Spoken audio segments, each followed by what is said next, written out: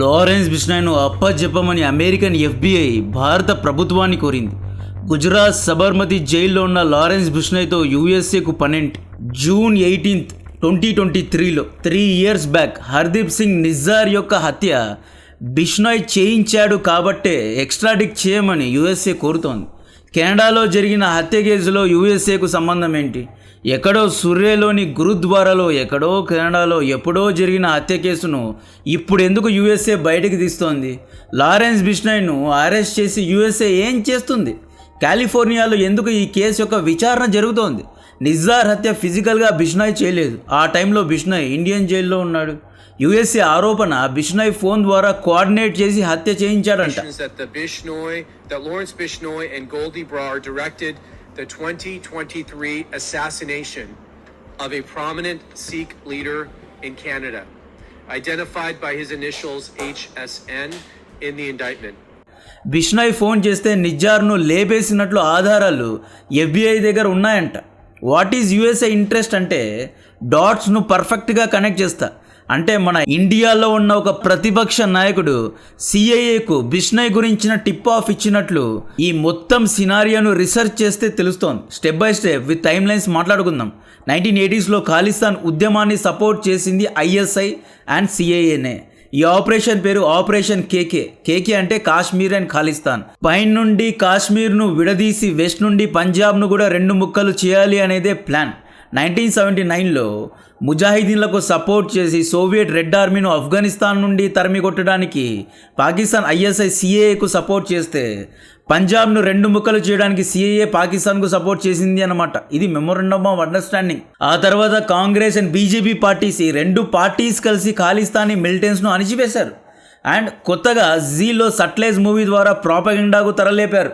భారత్ను 2 ముక్కలు చేయాలి అనుకునే వాడెవడైనా దేశద్రోహే. భారత్కు వ్యతిరేకంగా పనిచేస్తున్న ఉగ్రవాదులకు జైలు కొట్టినా, వారి గురించి సినిమాలు తీసినా, ఎలివేషన్స్ ఇస్తూ మాట్లాడినా కూడా దేశద్రోహం కిందే వస్తుంది.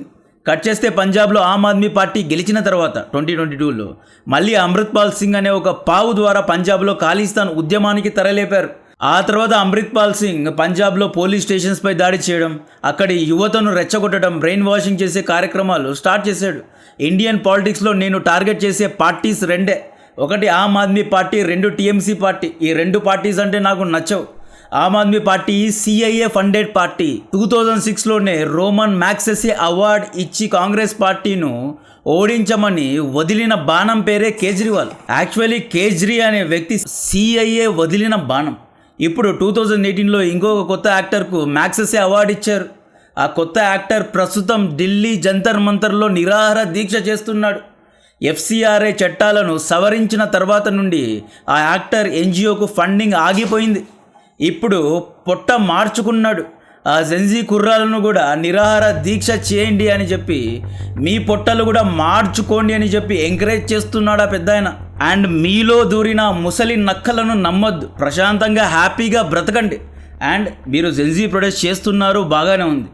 దాంట్లో ఆ గేల్ ఎందుకు? నా అల్లుడు ఆ గే అమ్మాయిని చూసి అసలు వాడు అమ్మాయా అబ్బాయా అని అడుగుతున్నాడు. అంటే ఒక జోక్ లాగా మార్చేశారు. సో కేజ్రీవాల్ మళ్ళీ ఈ ఖాళిస్తాన్ భూతాన్ని తీసుకొచ్చాడు. అమృత్పాల్ సింగ్ అరెస్ట్ తర్వాత ఈ ఖాళిస్తానీ మూవ్మెంట్కు సపోర్ట్ చేస్తోంది ఎవరు అని ఆరా తీస్తే కెనడా, యూకే, ఆస్ట్రేలియాలో చాలా పెద్ద గ్లోబల్ ఖాళిస్తానీ నెట్వర్క్ ఉంది అని చెప్పి కనుక్కున్నారు. ఈ క్రాక్ డౌన్లో భాగంగానే మొసాద్ తరహాలో ఆపరేషన్స్ జరిగాయి. జూన్ 15న యూకేలో ఉన్న అవతార్ సింగ్ ఖాన్ అనే ఖాళిస్తానీ ఉగ్రవాదిని చంపేశారు. నెక్స్ట్ 3 రోజుల తర్వాత జూన్ 18న హర్దీప్ సింగ్ నిజ్జార్ను లేపేశారు. జూలైలో అమెరికాలో ఉన్న గురుపత్వంత్ సింగ్ పన్నును చంపేయాలి. ఇది ప్లాన్.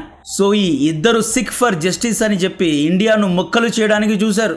అండ్ ఈ ఖాళిస్తానీ గ్యాంగ్ను ఎక్స్ట్రాడిక్ట్ చేయండి అని చెప్పి, అంటే ఇండియాకు అప్పజెప్పమని 20కు పైగా లేఖలను కెనడా, యూకే అండ్ అమెరికాకు రాసినా కూడా వాళ్ళు ఎక్స్ట్రాడిక్ట్ చేయలేదు. ఈవెన్ యూఎస్ఏ సిటిజన్ అయిన గురుపత్వంత్ సింగ్ పన్నును కూడా ఎక్స్ట్రాడిక్ట్ చేయమని కోరినా యూఎస్ఏ అప్పజెప్పలేదు.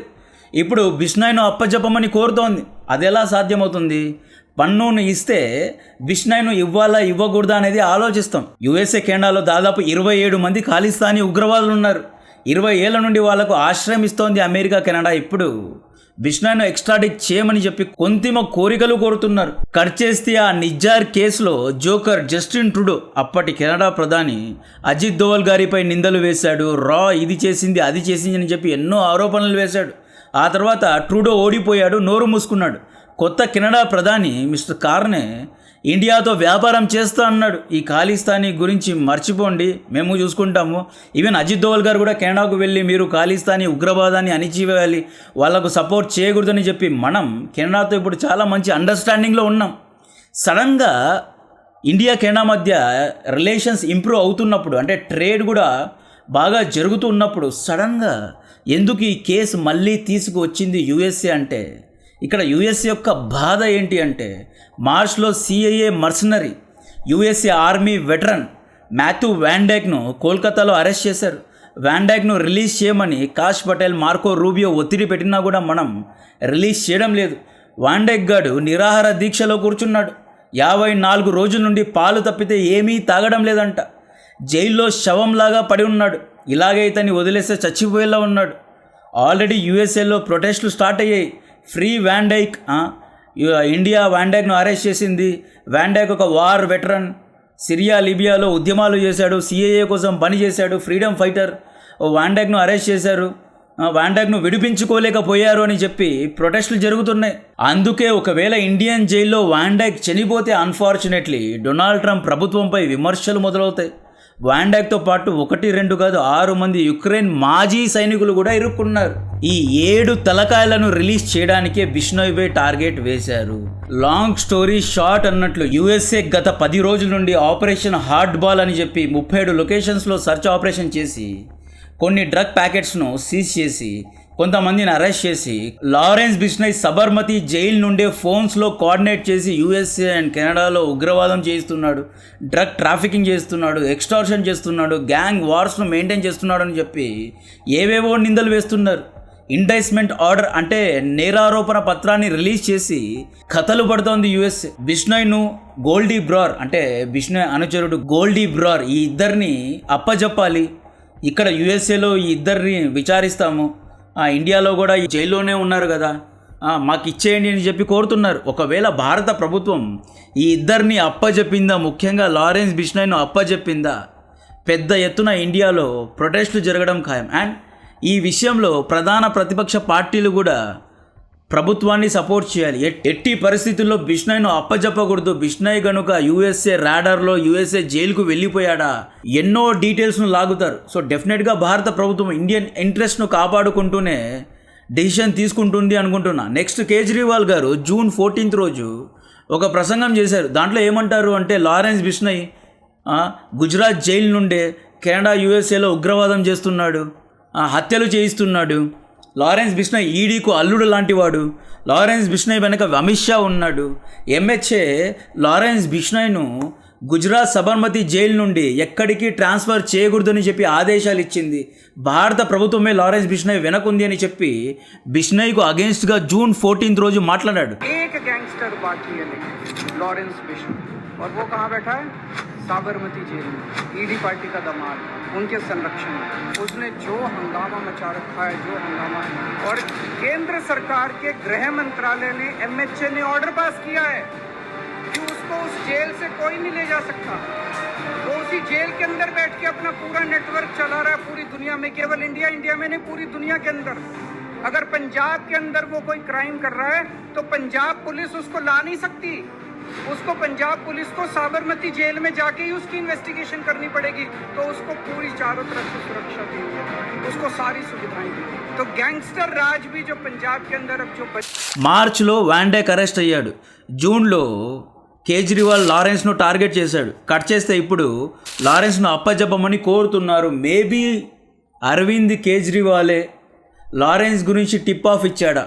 కేజ్రీవాల్ యొక్క పరివర్తన అనే ఎన్జిఓలకు ఫండింగ్ ఆగిపోయింది. ఎందుకు ఆగిపోయింది అంటే, భారత ప్రభుత్వం FCRA 2.0 అని చెప్పి కొత్త చట్టాలు తీసుకొచ్చింది. విదేశాల నుండి ఎవరే కానీ ఎన్జిఓకు డబ్బులు పంపడానికి లేదు. ఒకవేళ పంపినా కూడా దాంట్లోని 70% డెవలప్మెంట్ కోసమే వాడుకోవాలి. ఎన్జిఓలు కంప్లైంట్గా లేవు అంటే ఎన్జిఓ లైసెన్స్ను రద్దు చేస్తారు.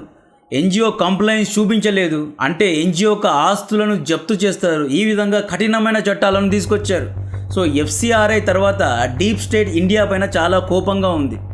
ఎఫ్సిఆర్ఐ ద్వారా యుఎస్ఏ చైనా ఇద్దరు ఆడుతున్న గేమ్ ఏంటి అంటే లైక్ ఇండియా రష్యా ఇద్దరు కలిసి ఒక న్యూక్లియర్ ప్లాంట్ కట్టాలి అనుకుంటే యుఎస్ఏ ఇండియాలోని ఎన్జిఓలకు ఫండింగ్ చేసి ఈ ప్లాంట్కు వ్యతిరేకంగా ప్రొటెస్టులు చేస్తుంది. ఇక్కడ యుఎస్ఏ ఇంట్రెస్ట్ ఏంటి అంటే ఇండియా రష్యా ఇద్దరు కలిసి డెవలప్ అవ్వకూడదు, రష్యా ఇండియా యొక్క ఎకానమీలో చచ్చిపోకూడదు, ఇండియన్ మార్కెట్కు రష్యాకు యాక్సెస్ ఇవ్వద్దు అన్నట్లు ఇండియా రష్యా ఇద్దరి యొక్క కోఆపరేషన్ను కట్ చేయడానికే ఇలాంటి ప్రొటెస్టులు చేయిస్తారు. నెక్స్ట్ ఇండియా సౌత్ కొరియా ఇద్దరు కలిసి కాపర్ ప్రొడక్షన్ ప్లాంట్ను కడితే చైనా వయా నెదర్లాండ్స్ ఇండియాలో ఉన్న ఎన్జిఓలకు ఫండింగ్ ఇప్పించి కాపర్ ప్లాంట్ యొక్క ప్రొడక్షన్ను ఆపేస్తుంది. కాపర్ వల్ల గ్రౌండ్ వాటర్ గలీజ్ అవుతుంది, కాపర్ వల్ల పర్యావరణ కాలుష్యం పెరిగిపోతుంది అని చెప్పి ఈ ఎన్జిఓలు ప్రొటెస్ట్ చేస్తారు. కట్ చేస్తే ఫ్యాక్టరీ క్లోజ్ అవుతుంది. ఇండియా కాపర్ ఉత్పత్తి చేయలేదు అనుకోండి, చైనా నుండి ఇంపోర్ట్ చేసుకోవాలి. దీనివల్ల లాభం ఎవరికి? చైనాకి. ఈ విధంగా ఇన్ని రోజులు ఇండియాలో ఉన్న 32,000 ఎన్జిఓలు కట్ చేస్తే ఇప్పుడు 16,000 ఎన్జిఓలు ఉన్నాయి. ఈ ఎన్జిఓలు పిల్లలకి అన్నం పెడతాం, పేదవారికి డబ్బులు ఇస్తాం, ఆడపిల్లలకి విద్యా వైద్యాన్ని అందిస్తాం, ముసలి వాళ్ళకి వైద్యాన్ని అందిస్తామని చెప్పి అమెరికా నుండి మిలియన్స్ ఆఫ్ డాలర్స్ తీసుకుంటున్నారు. కన్వర్షన్లో దాన్ని వాడుతున్నారు, లేదా ప్రొటెస్టులు చేయడానికి వాడుతున్నారు, లేదా ఎన్నికల ప్రచారాల్లో వాడుతున్నారు, లేదా సోషల్ మీడియాలో ఇండియా పేరును ఇండియా యొక్క డెవలప్మెంట్ను అణిచివేయడానికి లేదా తక్కువగా చూపించడానికి ప్రాపగెండా చేయడానికి వాడుతున్నారు అన్నమాట. ఆల్రెడీ డొనాల్డ్ ట్రంప్ చెప్పాడు ఇండియాలో ప్రభుత్వాన్ని మార్చడానికి $21 మిలియన్ యుఎస్ఏడ్ అని చెప్పి డీప్ స్టేట్ ఖర్చు పెట్టింది. అండ్ ఇండియాలో అడ్వర్టైజ్మెంట్ చేయడానికి ఖర్చు పెట్టిందంట. ఇండియాలో ప్రభుత్వం మారితే యూఎస్ఏకి వచ్చే లాభం ఏంటి అంటే ఇండియా యొక్క స్టాక్ మార్కెట్ యాక్సెస్ యూఎస్ఏకు దొరికిపోతుంది. ఇండియా ఎప్పుడు ఎటువంటి డిసిషన్ తీసుకుంటుంది అనేది ముందుగానే యూఎస్ఏకు తెలుస్తుంది.